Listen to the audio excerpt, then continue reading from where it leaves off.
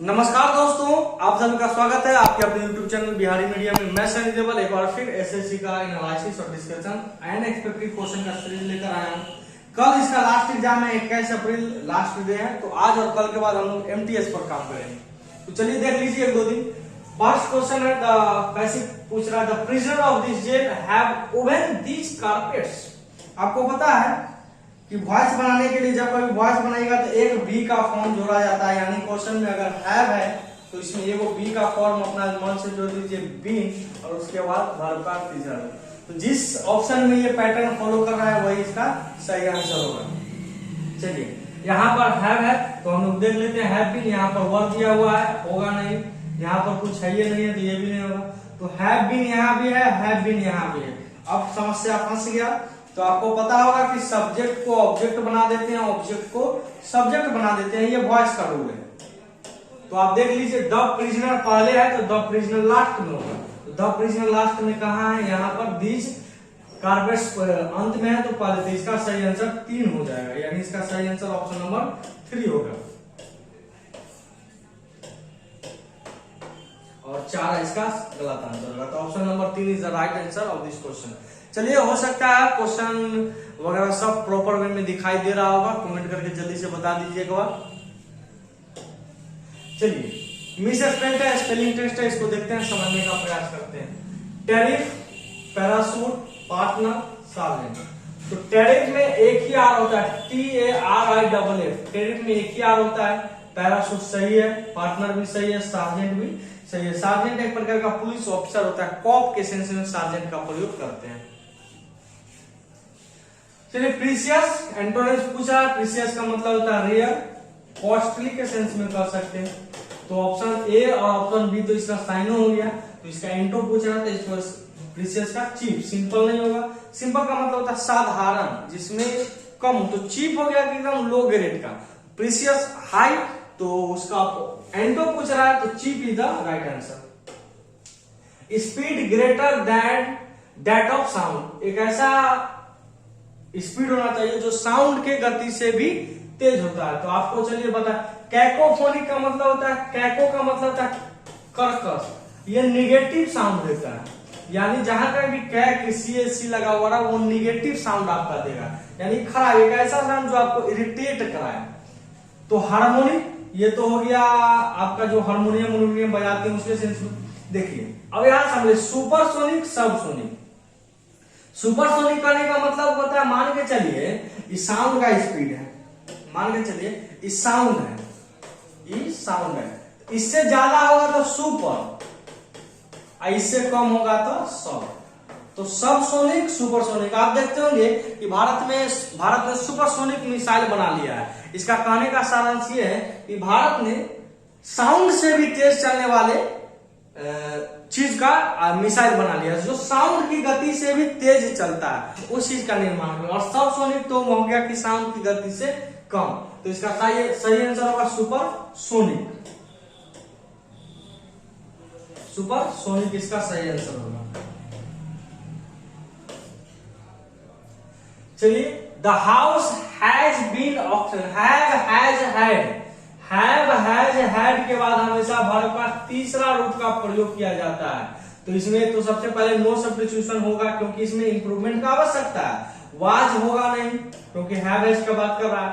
Has है तो had भी नहीं होगा, तो एक ही आंसर हो गया, हैज बीन ऑक्शन। देखिए, हैज के बाद हमेशा वर्ब का तीसरा रूप। एक तो तरीका ये था देख लेने का, दूसरा ऑप्शन एलिमिनेट के माध्यम से आप इसको देख सकते थे। यहां जब हैज है तो हैड होगा नहीं, इंप्रूवमेंट का आवश्यकता है, वाज होगा नहीं, तो इसका सही आंसर हो जाएगा हैज बीन ऑक्शन। चलिए, to take a chill pill, to take a chill pill, इसका प्रयोग आप मूवी वगैरह में देते हैं, चिल पिल करो, chill pill, take a chill pill, take a chill pill. इसका मतलब एकदम रिलैक्स लो, साउंड रिलैक्स। इसी टाइम का सही हो जाएगा टू काम डाउन, कहने का मतलब relax, take a chill pill. चलिए, the woodcutter felt some trees with hardly many effort at all. हमेशा कॉमन एरर को बनाइए पार्ट बाय पार्ट करके, जैसा जैसा पार्ट दिया हुआ है उस अनुसार से बनाइए, कभी समस्या नहीं होगा। द वुड कटर फेल्ट, यहाँ पर ठीक है, फेल्ट में कोई दिक्कत नहीं है। सम के बाद हमेशा प्लूरल नाउन, सम प्लूरल, तो some trees with hardly many, नहीं हार्डली मेनी करके होता नहीं, हार्डली एक प्रकार का निगेटिव सेंटेंस होता है, हार्डली एक प्रकार का निगेटिव सेंटेंस होता है, एक प्रकार का निगेटिव सेंटेंस होता है, और निगेटिव सेंटेंस के लिए आप एनी का प्रयोग करते हैं, और वैसे भी हार्डली एनी का प्रयोग होता है, हार्डली एनी, क्योंकि निगेटिव में आप एनी का प्रयोग करते हैं, ना कि मेनी और सम का भी प्रयोग नहीं होता है। तो यहाँ पर मेनी कर दीजिए, तो पार्ट ऑप्शन इस पार्ट में इधर है, एनी इफर्ट कर दीजिए, एनी इफर्ट एट ऑल, इसका आंसर आपको पता चल गया होगा।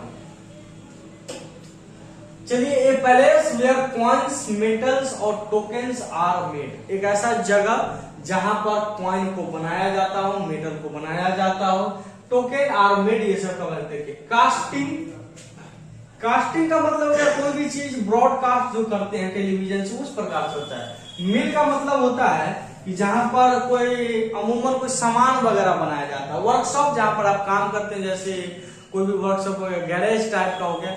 मगर जहां पर सिक्के बनते हैं उसका प्रयोग होता है मिंट,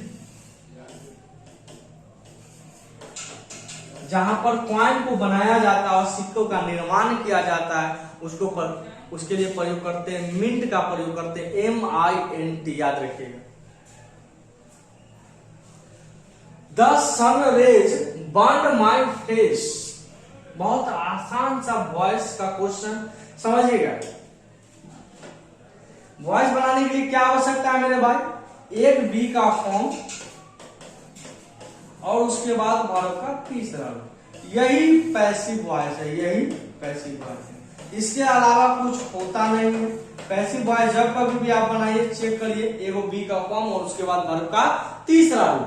तो द सनराइज बर्न, यहाँ पर एक भी नहीं है, और बर्न अपने आप में कहने का मतलब हो गया, बर्न अपने आप कहने का मतलब हो गया कि ये पास्ट में है, ये पास्ट में है, और जैसे ही पास्ट में है तो इज वाला पार्ट होगा नहीं, हैव हैज होगा नहीं, इज होगा नहीं। बहुत आसान से, एक भी कट गया, दो भी कट गया, तीन, तो चार ऑप्शन में एक को बचा, तो यही सही आंसर होगा। देखिए, जब क्वेश्चन पास्ट का था तो हमको हेल्पिंग वर्ब भी पास्ट का ही चाहिए। पास्ट का इज पहला ऑप्शन में ये होगा नहीं, दूसरा ऑप्शन में हैव हैज है, ये भी पास्ट है, क्योंकि हैव हैज भी पास्ट होता है, हैड आपका पास्ट होता है, इज भी यहाँ पर प्रेजेंट है, सॉरी हैव हैज आपका प्रेजेंट होता है और हैड पास्ट होता है, इज भी आपका प्रेजेंट है, और माय फेस वाज, यहाँ पर वाज आपका पास्ट है, तो हमको पास्ट वाला चाहिए, क्योंकि जैसा जो रहेगा उसका संबंध उसी से रिलेट करता है, इस बात को हमेशा याद रखिएगा। ए सेल्फ गवर्निंग कंट्री और रीजन, एक ऐसा शासन का क्षेत्र जहां पर आप खुद रूल करते हैं। डेमोक्रेसी का मतलब हो गया, देखिए जिस शब्द के अंत में क्रेसी लगा हुआ रहे उसका मतलब होता है सिर्फ एक प्रकार का रूलिंग पार्टी कहते हैं। डेमोक्रेसी का मतलब होता है लोकतंत्र। इंडिया इज ए डेमोक्रेटिक, कहते हैं ना, India is a democratic party, India is a democratic nation, Bharat एक लोकतांत्रिक राष्ट्र है।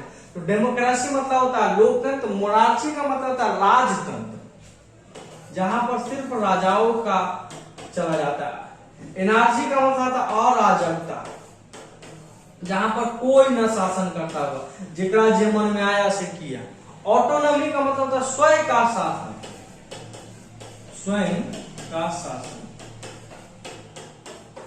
तो आपको आंसर मिल गया होगा कि इसका आंसर क्या होगा। डेमोक्रेसी मतलब लोकतंत्र, जहां पर सभी धर्मों का एक समान, जैसे भारत में क्या कहते हैं उसको, एक समान व्यवहार किया जाता है, उसी तरीका से और सब देश में आप जाकर देखिएगा तो वहां पर अपना अपना, जैसे आप रशिया में चल जाइए, नॉर्थ कोरिया ऐसे में जाइएगा तो वहां पर जेनेटिक है, डायनेस्टी चल रहा है कि हाँ भाई इसका पुतिन सब दिन रहेगा, जब तक वो जिंदा रहेगा, एलिजाबेथ जब तक रहेगी तब तक अपना वंशज को बनाते, तो वहां राजतंत्र, वहां जो बोल दिया वही होगा।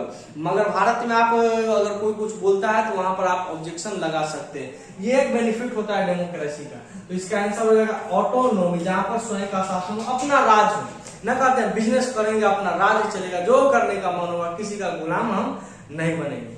तो तो उम्मीद है यहाँ तक आपको क्लास आपको अच्छी तरह से समझ में आया होगा। एमटीएस का क्लास कल के बाद हम स्टार्ट करेंगे। उसमें हर प्रकार से हम पहले एक डेमो वीडियो लाएंगे और उसमें बताएंगे हम क्या उस वीडियो में देने वाले हैं।